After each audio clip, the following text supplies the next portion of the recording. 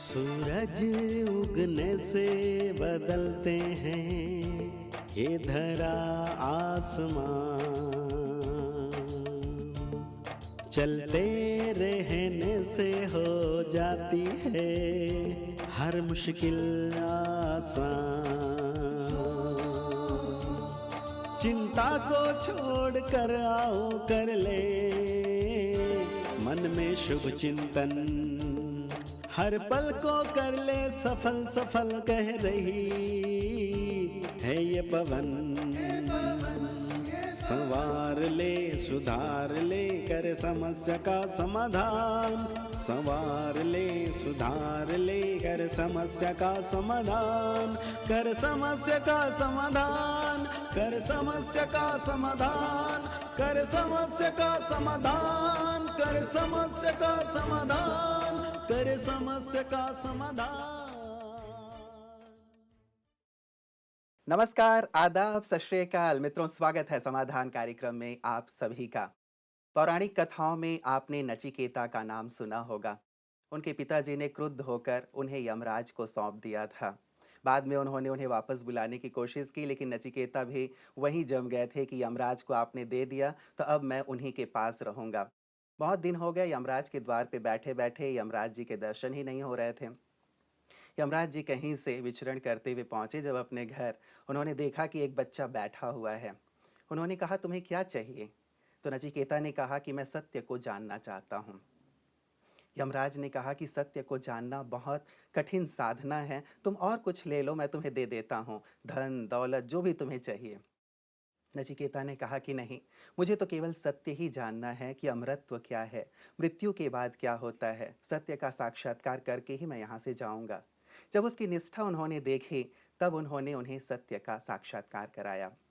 मित्रों, पिछली कुछ कड़ियों से हम सब भी, मुझे लगता है कि हम नचिकेता बन गए हैं। ये जानने की कोशिश कर रहे हैं कि अमरत्व क्या है, मृत्यु के बाद क्या होता है, सत्य क्या है, अदृश्य जगत में क्या होता है। सचमुच एक कौतूहल जो हमेशा से हमारे मन में बना हुआ था, अब उसके ऊपर से पर्दा उठता चला जा रहा है। आइए उसी कड़ी को आगे बढ़ाते हैं और समाधान में अभिनंदन करते हैं आदरणीय भ्राता जी का। भ्राता जी, बहुत बहुत स्वागत और अभिनंदन। मैंने खुद ही अपने लिए और अपने दर्शकों के लिए नचिकेता का टाइटल ले लिया है कि हम सत्य जानना चाहते हैं, समझना चाहते हैं कि मृत्यु के बाद क्या होता है। ये मनुष्य की जिज्ञासा बिल्कुल सही है, क्योंकि वो रोज लोगों की मृत्यु होते देख रहा है। कई बार तो ऐसे हुए कि महामारी फैल गई और लगातार मृत्यु होती रही। एक को जला कर आए 2 तैयार, 2 को जला कर आए 10 तैयार। तो मनुष्य के मन में ये प्रश्न उठना स्वाभाविक था कि आखिर ये है क्या? कौन मर रहा है, कौन जी रहा है? मृत्यु हो रही है, बच्चों का जन्म हो रहा है, कोई बड़ा होके मर रहा है, कोई छोटा मृत्यु को प्राप्त हो रहा है, कोई बचपन से ही बहुत रोगी है तो कोई बचपन से ही बहुत बुद्धिमान है। कहीं बुद्धिमानों के घर एक कमज़ोर बुद्धि वाले ने जन्म ले लिया है, तो कहीं साधारण किसानों के परिवार में एक महान बुद्धिमान और महान पुरुष ने जन्म ले लिया है। तो मनुष्य को ये प्रश्न उठना तो स्वाभाविक था, है क्या ये खेल, क्या चल रहा है? हम सब भी ये बात सुना करते थे, और जब हमने छोटी क्लासेज में नचिकेता का नाम सुना तो मैंने उपनिषद खरीदे। 108 उपनिषद थे, एक ही किताब का नाम था 108 उपनिषद। उसमें एक 5-5 पेज में एक एक उपनिषद का वर्णन था। तो मैं ढूंढ रहा था नचिकेता का कहाँ है, मिल गया। नचिकेता धर्मराज के पास पहुँचते हैं और मृत्यु का रहस्य उनसे पूछते हैं। वो उन्हें बहुत प्रलोभन देते हैं, लेकिन वो स्वीकार नहीं करते और आखिर उन्होंने वही रहस्य बताए। और अब हम सभी को तो स्वयं परमात्मा ने, जो स्वयं महाकाल भी है, अकाल मूर्त है, जो सदा जन्मा है, कभी मरता नहीं है, सदा है, नित्य है, उसने स्वयं आकर सत्य ज्ञान दिया। ये मृत्यु क्या है, तुम कभी संसार में आए थे, कैसे कैसे तुम नीचे उतरे, सतयुग कैसे तुमने पास किया, त्रेता पास किया, द्वापर किया, कलयुग, अब कलयुग के अंत में आ गए हो। तुम आत्माओं की ये अमर यात्रा पूरी हो रही है। तो कर्मों की गुह्य गति का ज्ञान, जन्म और मृत्यु का ज्ञान, उसमें होने वाले कष्ट का ज्ञान, ये सब संक्षिप्त में ज्ञान के सागर ने स्वयं हम सबको दिया। तो हम भी उस ज्ञान को पाकर तृप्त हो गए और कुछ जानना शेष नहीं रहा। हम जो कुछ तर्क भी देते हैं वो केवल वो ताकि लोग जो कुछ जानते हैं, जो सुनते हैं, जी। उसके आधार से इस सत्य को पहचाने। वैसे सत्य को साबित करने के लिए किसी तर्क की आवश्यकता नहीं होती, सत्य स्वयं में ही सिद्ध होता है। इसलिए हम सीधा सीधा ही ज्ञान दे देते हैं जो परमात्मा से मिला है कि मृत्यु और कुछ नहीं, वस्त्र बदलने का नाम है। ये देह हमारा वस्त्र है। जैसे हम रोज वस्त्र बदलते हैं, 2 बार भी बदल देते हैं रोज, वैसे ही ये देह भी हमारा वस्त्र है। आत्मा इसको बदलती रहती है। आत्मा की एक लंबी यात्रा है, मृत्यु है उस पर एक पड़ाव। वहाँ आत्मा थोड़ा रेस्ट करती है और फिर नई यात्रा प्रारंभ कर देती है। बिल्कुल, जैसे हम किसी लंबी यात्रा में निकल रहे हों तो हम कहीं न कहीं किसी पेड़ के नीचे छाँव में बैठ जाते हैं हाँ। कि थोड़ा आराम फरमा लें, उसके हाँ। बाद आगे बढ़ेंगे। भ्राता जी, लेकिन ये चर्चा हमारी हो रही थी कि मृत्यु के बाद क्या होता है, और हम गरुड़ पुराण की कल चर्चा कर रहे थे कि उसमें बहुत सारी सजाओं का वर्णन है कि आग में डाल दिया जाता है या तेल में डाल दिया जाता है, आदि आदि। एक वैसा ही प्रश्न हमारे पास आया है भ्राता जी, भोपाल से सच्चिदानंद चतुर्वेदी जी का, और ये कहते हैं कि बचपन से हम धर्मराजपुरी के बारे में सुनते आ रहे हैं, जहाँ चित्रगुप्त जी हमारे कर्मों का बही खाता लेकर हमारा हिसाब बताते हैं और तदनुसार हमें सजा दी जाती है। यदि ये सत्य नहीं है तो इनकी इतनी विस्तृत व्याख्या शास्त्रों में क्यों है? बिना किसी चीज़ के अस्तित्व के उसकी इतनी व्यापक व्याख्या कैसे संभव है? देखिए, मृत्यु के बाद देह तो यहीं छूट जाता है। अब सोचने की बात है कि जलते हुए तेल में किसको डाला जाए। हम्म। देह छूट गया तो आरा किसके सिर पे चलाया जाए। लता जी, हमेशा कहते हैं कि मरने के बाद सूक्ष्म शरीर बाहर निकलता है, और वो ठीक वैसा ही है जैसे हमारा ये शरीर है।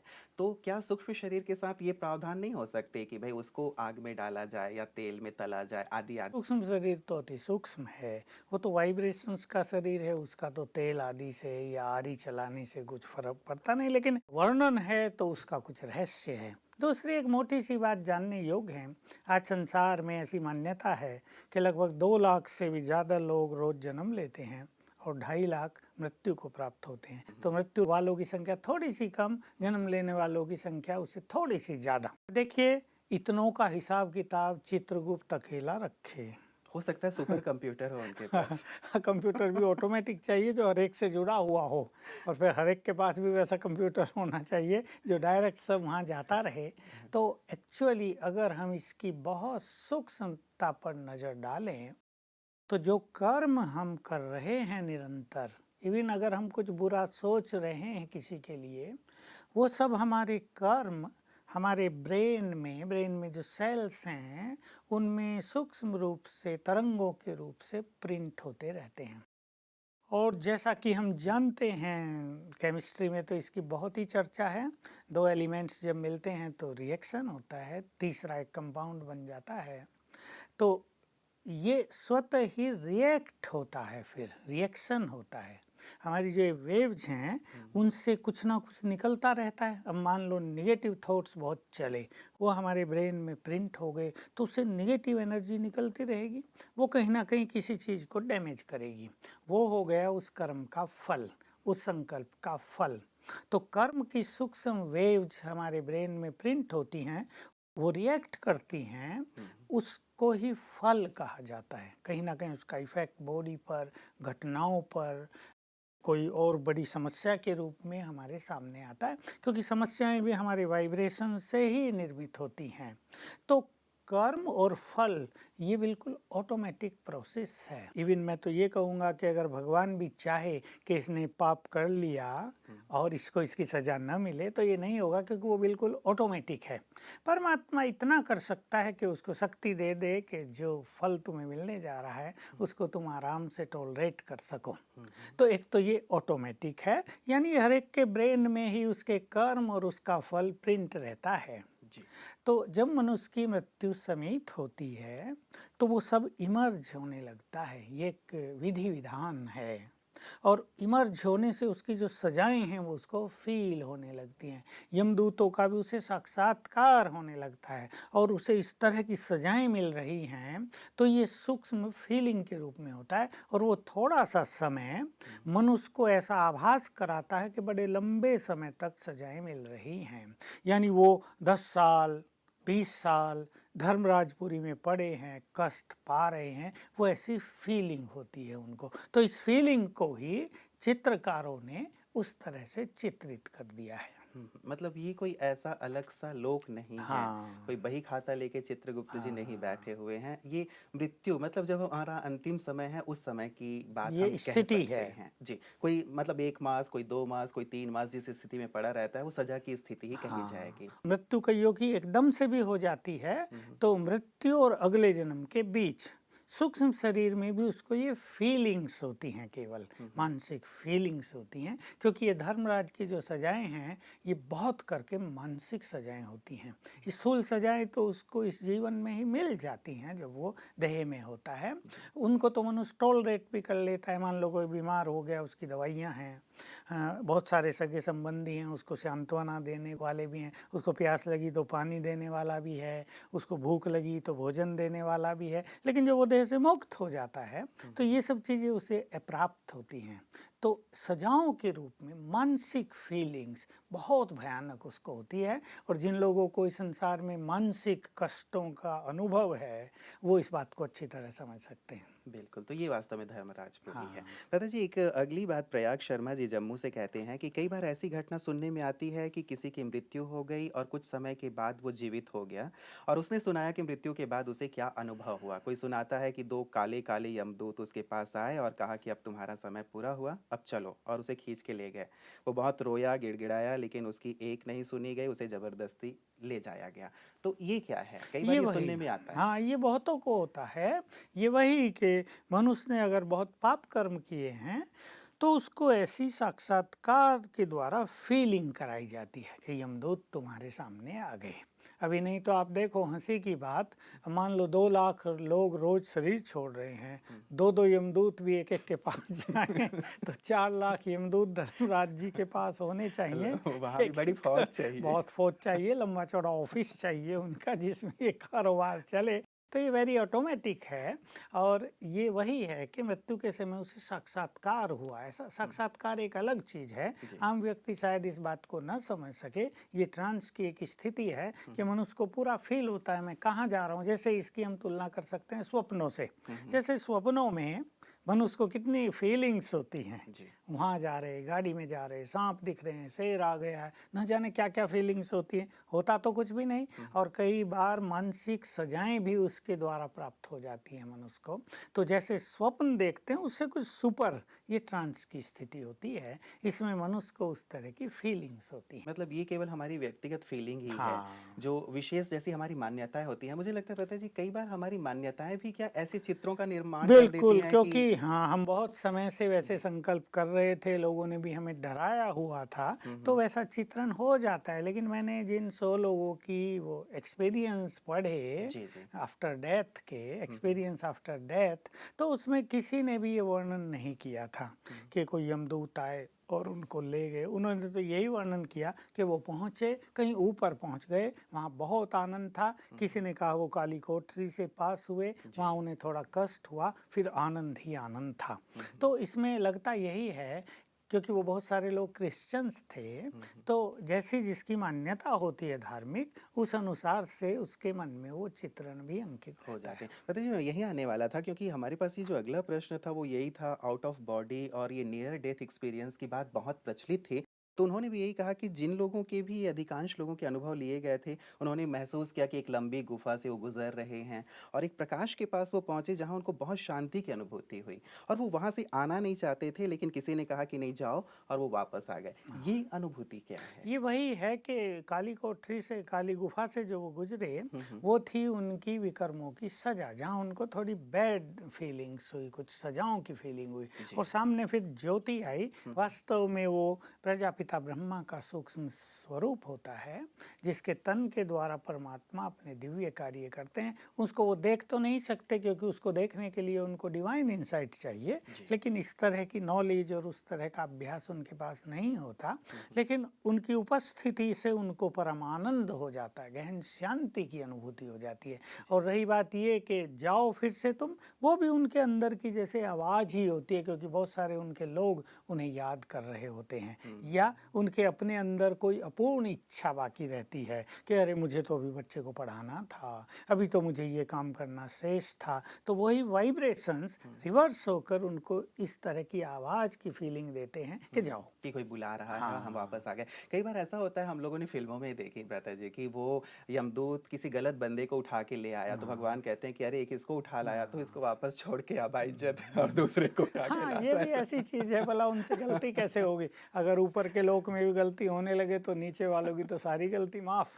जी, वो भी कहेंगे कि ऊपर वाला गलती कर हाँ, रहा है। हाँ, मतलब ऐसी कोई बात नहीं है। ऐसी कोई बात नीचे यदि कुछ काम उनका शेष रह हाँ, गया है तो या वो अब नीचे वाले वापस आ ज़्यादा जाते बुला हैं। रहे हैं तो ये जो विशेष फीलिंग है भ्राता जी, उन लोगों ने ये कहा था कि हमें ज़्यादा कष्ट की अनुभूति, हम सोचते थे कि मौत बहुत कष्टदायक है, लेकिन हमने ये पाया कि मौत बहुत आनंददायक है। तो वास्तव में क्या हर एक ऐसा अनुभव करता है कि मौत बहुत आनंददायी है? नहीं, हर एक का ये अनुभव नहीं होगा। इसमें से बहुत लोग ये कहने वाले भी होंगे कि मौत सचमुच अति कष्टदायक है, लेकिन जिनके कर्म बहुत अच्छे थे, जिनकी विचारधाराएं बड़ी पॉजिटिव थी, भावनाएं बहुत श्रेष्ठ थी, जिन्होंने अपने मन को बहुत शुद्ध किया और जो इधर उधर के झंझटों में नहीं गए, एक सुंदर जीवन की यात्रा जिन्होंने तय की है, जी। तो उनकी मृत्यु वास्तव में ही बड़ी अच्छी होती है। पता भी नहीं चलता कि उनकी मृत्यु हो गई। हमारे यहाँ कुछ ऐसे केसेज हुए कि उसने देह छोड़ दिया और जब वो सूक्ष्म लोक में गए तो 2 दिन तक तो उन्हें पता ही नहीं कि उनकी मृत्यु भी हो गई है। बाद में उन्हें पता चला कि तुम तो आ गए हो फाइनली यहीं।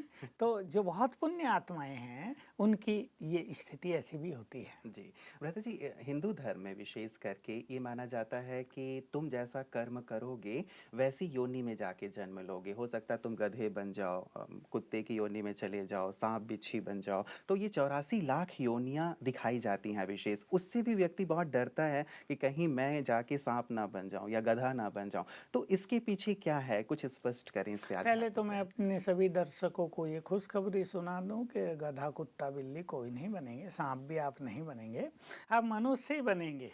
लेकिन जैसे कर्म होंगे वैसी मनुष्य की देह प्राप्त हो जाएगी, वैसे ही परिवार में जन्म होगा, वैसी सुख सुविधाएं या कष्ट, गरीबी या अमीरी, सब कुछ वैसे ही प्राप्त होगी। इसलिए मुख्य रूप से अपने कर्मों पे बहुत ध्यान देना चाहिए।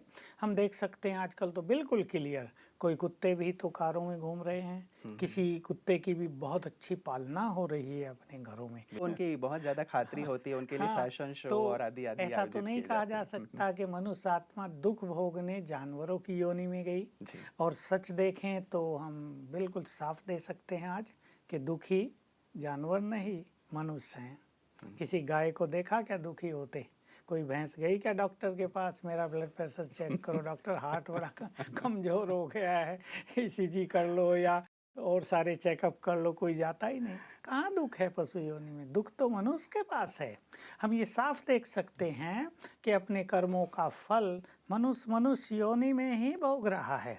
कोई जन्म से ही भोगना शुरू कर देता है, कोई जन्म लिया और विकलांग है, वो खा भी नहीं रहा। एक बच्चे का ऐसा केस आया कि 6 मास से वो कुछ खा ही नहीं रहा था, दूध भी नहीं पीता था। क्या करें?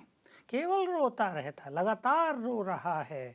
माँ ने मुझे फ़ोन किया, बच्चे के जन्म की बहुत खुशी हुई थी, लड़के ने जन्म लिया, लेकिन 6 मास से बच्चा रो ही रहा है लगातार, दूध भी नहीं पी रहा है।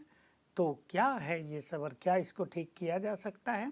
तो ये बिल्कुल साफ साफ देखा जा सकता है कि मनुष्य ने जैसे कर्म किए, अगले जन्म में मनुष्य रूप में ही उसको फल मिल रहा है। हम चारों ओर अपनी आंखों से देख सकते हैं।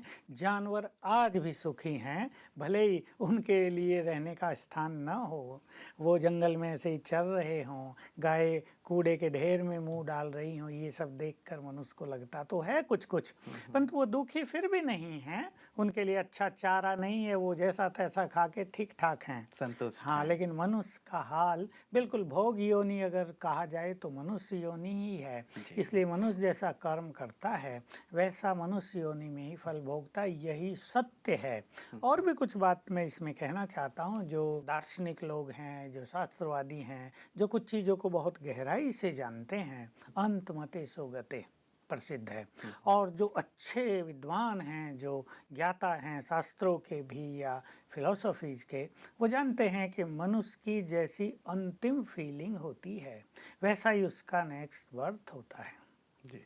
और अंतिम फीलिंग किसी की भी जानवर के प्रति नहीं होती। अंत में कोई भी बंदर को याद नहीं करता, बिल्ली को याद नहीं करता, सांप को याद नहीं करता। उसे अगर याद आएगी तो अपने मनुष्य संबंधियों की, अपने बच्चों की या पत्नी की जिससे उसका बहुत प्यार है, मोह है, या याद आएगी उसे अपने कर्मों की। तो अंत में उसकी स्मृति ही जानवरों की तरफ नहीं है, तो वो जानवर योनि में जाएगा कैसे? दूसरी एक चीज जो सबसे गुह्य है और वास्तव में सभी जो हमारे दर्शक हैं और उसमें जो विद्वतगण हैं, पढ़े लिखे हैं, वो इस बात पर विचार करें। 2 बीज ले लें, एक आम का, एक गेहूं का। गेहूं के बीज से चने का पौधा नहीं उगेगा, आम के बीज से जामुन का पेड़ नहीं उगेगा। तो क्या समझा जाए कि उस बीज में ही उस वृक्ष का सब कुछ समाया हुआ है।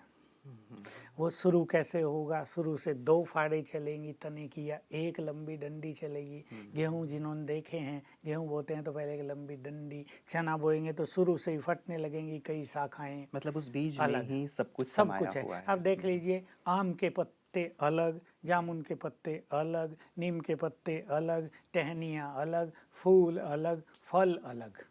तो ये सब उस बीज में समाया रहता है।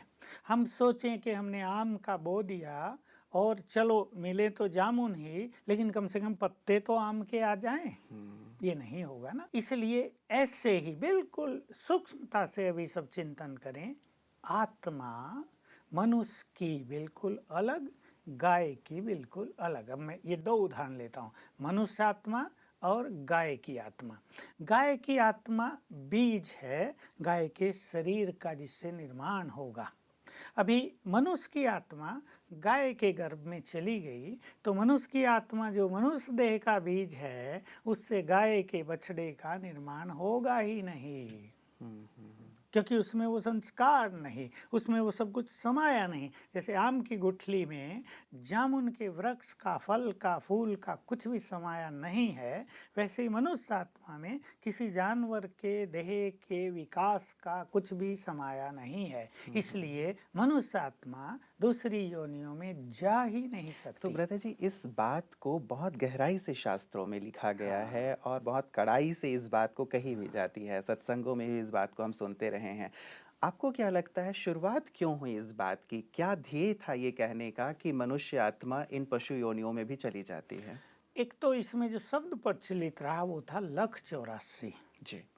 अभी यहाँ इसमें कन्फ्यूजन की बात हो गई कि लख को लाख माना जाए या लख माना देखना, संस्कृत शब्द है। तो भगवान जब इस धरा पर आए थे उसने सभी को 84 जन्मों का ज्ञान दिया था, उसका साक्षात्कार कराया था और कहा था देखो ये हैं तुम्हारे 84 जन्म, तुम देवता थे, तुम इतने महान थे, देखो इन्हें। यानी लखो, लख 84 से कहा गया। लोगों को जब ये समझ में नहीं आया कि हम देवता थे या क्या देखें, एक जन्म में मनुष्य होते हुए पूर्व जन्म को नहीं देख सकता, तो उन्होंने लख को लाख समझा और कहा तुम्हारी लाख योनियां होती हैं, अनेक जन्म तुम्हें भिन्न भिन्न योनियों में लेने होंगे। तो मनुष्य पाप से भयभीत हो कि भाई मनुष्य योनि ही सर्वश्रेष्ठ योनि है, इसमें मन है, इसमें बुद्धि है, इसमें विचार शक्ति है, हमारा एक सुंदर जीवन है, हम इसमें बहुत कुछ कर पाते हैं जो पशु पक्षी नहीं कर पाते हैं। तो तुम मनुष्य ही रहो, इसलिए अच्छे कर्म करना, अगर तुम पाप कर्म करोगे तो तुम इन योनियों में भटक जाओगे। लेकिन जैसे मैंने पहले ही कहा था, अगर मनुष्य योनि सर्वश्रेष्ठ योनि रही होती, अगर मनुष्य योनि 84 लाख योनियों के बाद प्राप्त हुई होती तो मनुष्य को, मनुष्य जीवन की कितनी वैल्यू होती। लेकिन आजकल क्या विद्वान, पंडित, आचार्य, उन सबको भी मनुष्य जीवन की वैल्यू है? जो ये उपदेश कर रहे हैं कि तुम 84 लाख योनियों में भटक जाओगे, क्या वो पुण्य कर्म कर रहे हैं? बिल्कुल साफ है, आज सब जानते हैं, अधिकतर लोग नहीं।